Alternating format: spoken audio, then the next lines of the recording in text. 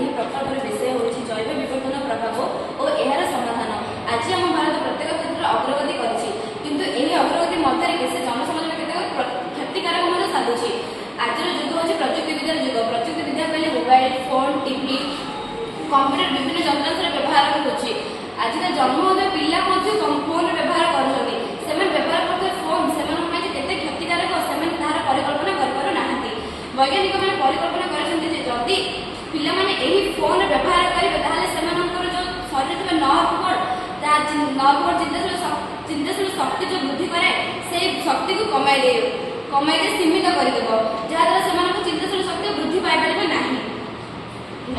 ଅନ୍ୟ ସମସ୍ୟାଟି ହେଉଛି ବାୟୁ ପ୍ରଦୂଷଣ। ଯାନବାହନର ବୃଦ୍ଧି ଘଟୁଛି। ଜନସଂଖ୍ୟା ବିସ୍ଫୋରଣ ଦ୍ୱାରା ମୃତ୍ତିକା କ୍ଷୟ ହୋଇ ଗଛ କଟାଯାଇ ସେଥିରେ ବାସଗୃହ ନିର୍ମାଣ କରାଯାଉଛି, ଯାହାଦ୍ୱାରା ପରିବେଶ ପ୍ରଦୂଷଣ ହେଉଛି। ବାୟୁମଣ୍ଡଳ ଅମ୍ଳଜାନ ସ୍ତର କମିବାରେ ଲାଗୁଛି, ଯାହାଦ୍ୱାରା ମନୁଷ୍ୟ ଆଗାମୀ ଭବିଷ୍ୟତରେ ନିଶ୍ୱାସ ନେବା ପାଇଁ କଷ୍ଟକର ହୋଇପଡ଼ିବ। ଅନ୍ୟ ଏକ ହେଉଛି ଜଳ ପ୍ରଦୂଷଣ। ବିଭିନ୍ନ ପ୍ଲାଷ୍ଟିକ ପଦାର୍ଥ, ଅଳିଆ ଆବର୍ଜନା ଦ୍ୱାରା ଜଳକୁ ପ୍ରଦୂଷିତ କରାଯାଉଛି। ଯଦି ଜଳ ପ୍ରଦୂଷିତ ହୋଇପାରିବ ତାହେଲେ ଆମେ ଏହି ଜଳକୁ ବ୍ୟବହାର ଉପଯୋଗୀ କରିପାରିବା ନାହିଁ। ଜଳକୁ ସଂରକ୍ଷଣ କରିବା ପାଇଁ ବୃଷ୍ଟି ସମୟରେ ଛାତ ଉପରେ ବୃଷ୍ଟିଜଳ ସଂରକ୍ଷଣ କରାଯାଇପାରିବ, ଯାହାଦ୍ୱାରା ଜଳକୁ ଆମେ ବ୍ୟବହାର କରିପାରିବା। ଅନ୍ୟ କ୍ଷେତ୍ରରେ ହେଉଛି କଟାଯାଉଥିବା ଜଙ୍ଗଲ ପରିବର୍ତ୍ତେ ଅନ୍ୟ ଏକ ସ୍ଥାନରେ ନୂତନ ଜଙ୍ଗଲ ସୃଷ୍ଟି କରିବା।